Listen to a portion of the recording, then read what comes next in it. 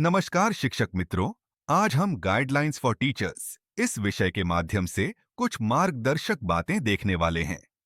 इसमें हमें कुछ दिशा निर्देश दिए गए हैं जिससे हमें समझ आएगा कि हम मॉड्यूल 2 के विषय विद्यार्थियों को कैसे सिखाएं।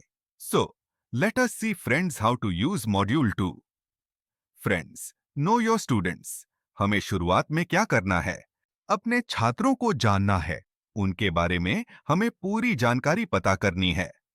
उसमें दोस्तों, no your students, their family background, social and emotional needs and basic literacy skill. मित्रों, हमें अपने विद्यार्थियों के बारे में जानकारी इकट्ठी करनी है। हमारा विद्यार्थी कैसा है, उसकी रुचि क्या है, उसका शौक क्या है, यह हमें जानना है। हमें हर विद्यार्थी का नाम पता होना चाहिए। उसी तरह हमारे विद्यार्थियों को भी हमें अच्छी तरह पहचानना चाहिए। Their family background and social and emotional needs. हमें उनकी पारिवारिक पृष्ठभूमि, उनका परिवार कैसा है, यह भी पता करना जरूरी है। तो हम यह कैसे पता कर सकते हैं? हम उस विद्यार्थी के घर जाकर उसके परिवार के बारे में जानकारी निकाल सकते हैं। Then after that, social and emotional needs and basic literacy skill. इसमें मित्रों, हमें उसकी भावनात्मक और सामाजिक स्थिति कैसी है, यह भी जाननी है। और आखिर में हमें लिटरेसी स्किल यानी उसकी साक्षरता या पढ़ाई में दिलचस्पी कैसी है, यह पता करना है। In this way friends, we have to take out the information about our students in detail. अब मित्रों, हम देखते हैं know their reading writing ability skill of Hindi language. हमारा हर विद्यार्थी हिंदी में पढ़ने और लिखने में कैसा है, यह भी हमें जानना जरूरी है। यदि हमारे विद्यार्थी की Hindi reading and writing skill अच्छी ना हो या वह पढ़ लिख नहीं सकता, तो हमें पहले उसे हिंदी लिखना पढ़ना सिखाना पड़ेगा और तभी हम अंग्रेजी मॉड्यूल सिखा सकते हैं। क्योंकि हमें एक बात ध्यान में रखनी है कि यदि हमें हमारी मातृभाषा नहीं आती, तो हम दूसरी भाषा जल्दी नहीं सीख सकते। So what we should do?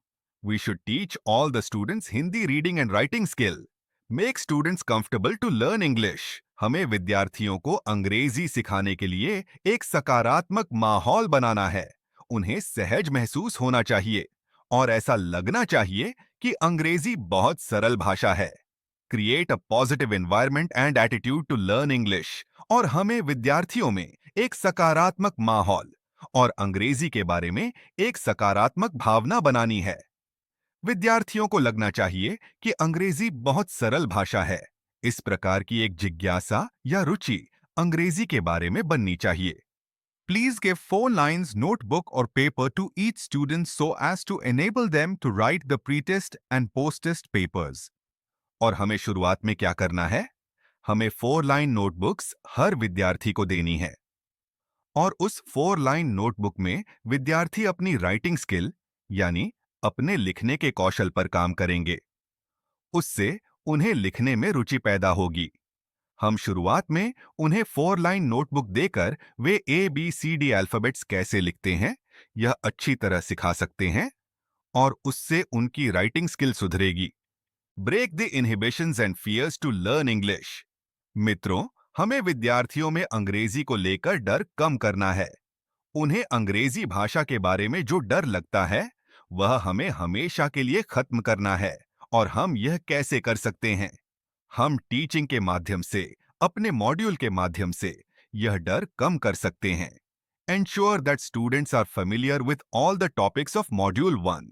और हमें यह सुनिश्चित करना है कि विद्यार्थियों ने मॉड्यूल 1 के सभी विषय अच्छी तरह सीख लिए हैं।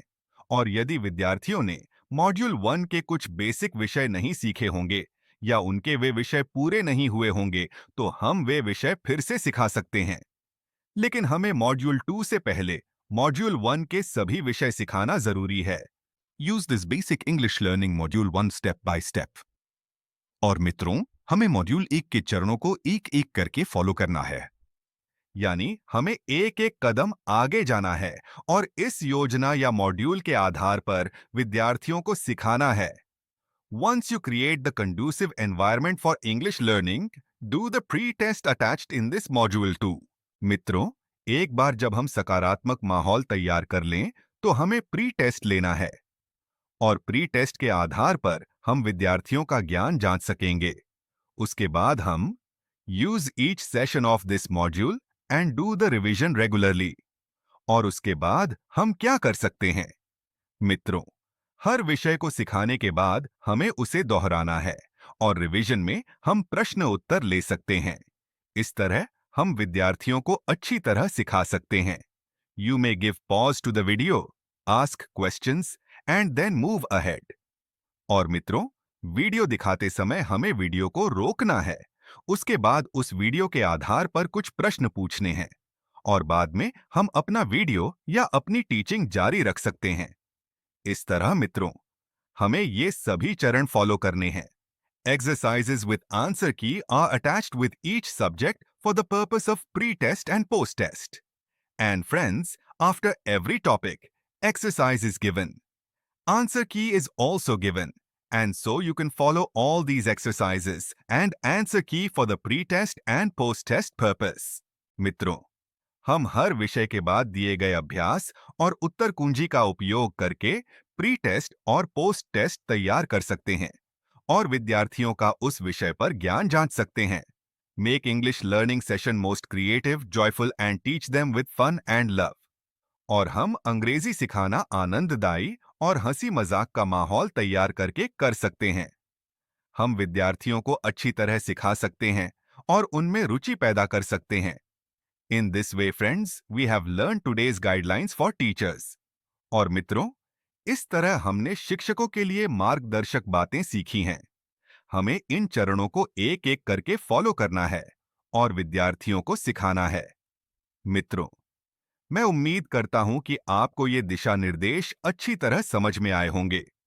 आप इन दिशा निर्देशों का पालन करें और विद्यार्थियों को सिखाते समय इनका इस्तेमाल करें।